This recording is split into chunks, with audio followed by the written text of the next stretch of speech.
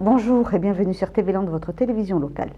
Un esprit sain dans un corps sain pourrait être la devise de cette édition du 20 janvier, puisqu'après le compte rendu de la conférence sur les sectes et sociétés secrètes, nous prendrons le chemin des terrains de sport et plus particulièrement ceux de football à Saint-Paul-et-Dax et de rugby à Souston. Enfin, nous ne nous quitterons pas sans un nouvel épisode de notre série Beau Travail, avec aujourd'hui le métier d'enseignant à domicile. Endoctrinement, secte, autant de termes complexes et lourds de sens que les divers experts et spécialistes nous servent à volonté quand il y a contrainte physique ou intellectuelle.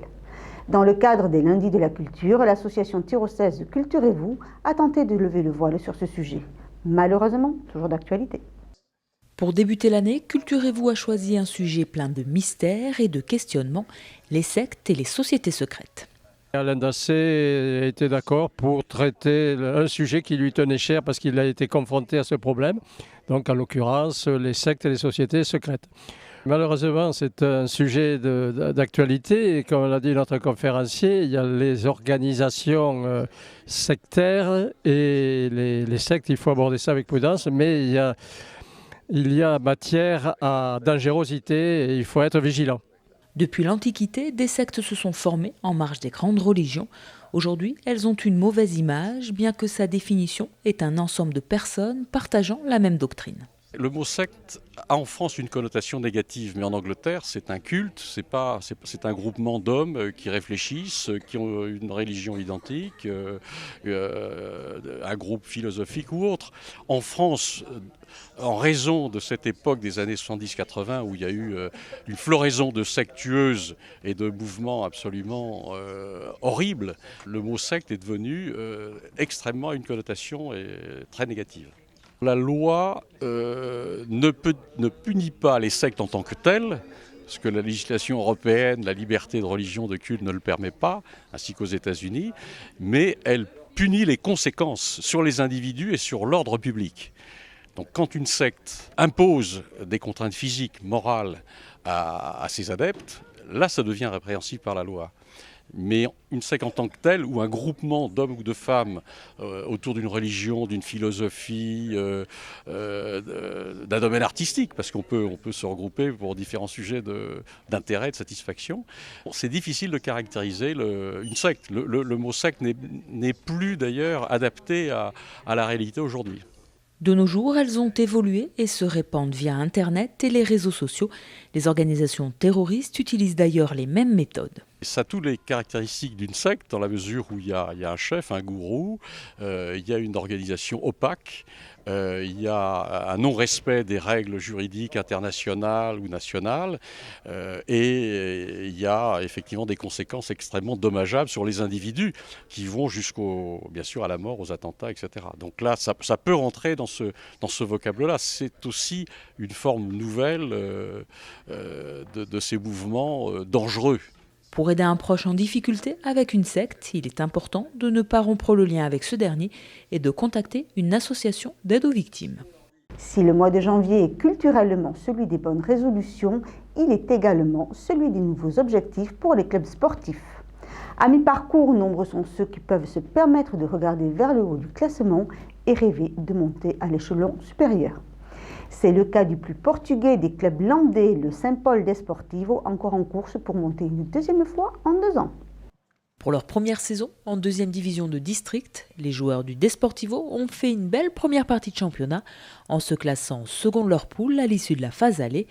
Face à Rion, pour le premier match retour, les Saint-Paulois ont renoué avec la victoire après 2 défaites successives.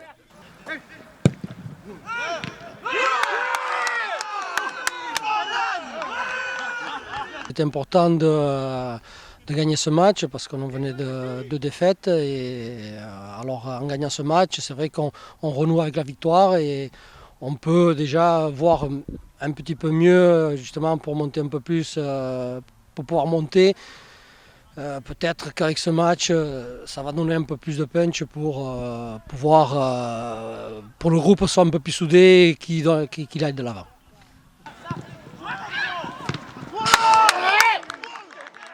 Le club vise cette année encore la montée et doit pour ce faire terminer la saison à l'une des 2 premières places de sa poule. En première mi-temps, les Saint-Paulois ont inscrit 3 buts.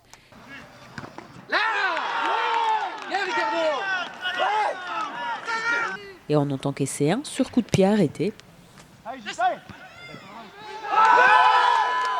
Les footballeurs de Riom ont encore réduit la marque en seconde mi-temps sur une erreur défensive. Je pense qu'on était bien. Après, voilà, il y a quelques petits trucs à régler défensivement. Offensivement, on a des occasions. On met 4 buts, mais on peut en mettre bien plus. Moi, le premier, j'en ai 2 ou 3 dans le match. Donc, après, voilà, c'est des fois d'inattention et c'est ce qui nous porte défaut depuis le début de saison. Les peu de buts qu'on prend, c'est comme ça qu'on les prend à chaque fois. Très souvent, de toute façon, que ce soit à domicile ou à l'extérieur, on fait le jeu. La plupart du temps, c'est nous qui avons le ballon et on prend des buts sur des fautes de concentration. C'est de la concentration, tout simplement. Comme vous avez vu sur le deuxième but, même sur le premier but, c'est un coup de pied arrêté, ça se voit moins. Mais c'est un mec qui est tout seul sur un coup de pied arrêté, on n'est pas concentré. À quelques minutes du coup de sifflet final, le Desportivo inscrit son 4e but, rassurant ainsi les joueurs et l'encadrement.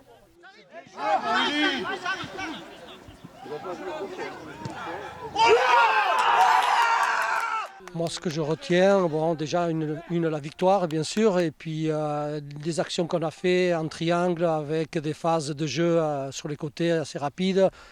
C'est ça que je voulais qu'on mette en place et ça, au coup par coup, on arrivait à le faire.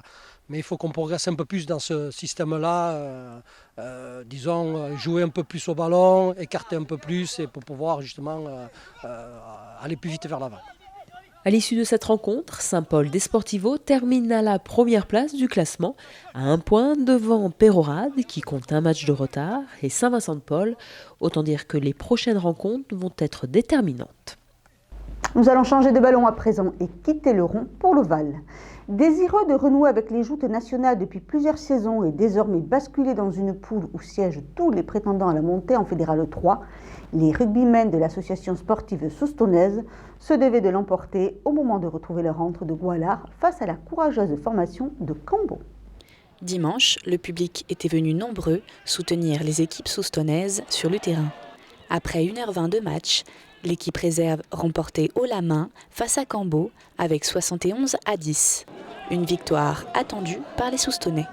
Aujourd'hui, bon match de l'équipe B de Souston.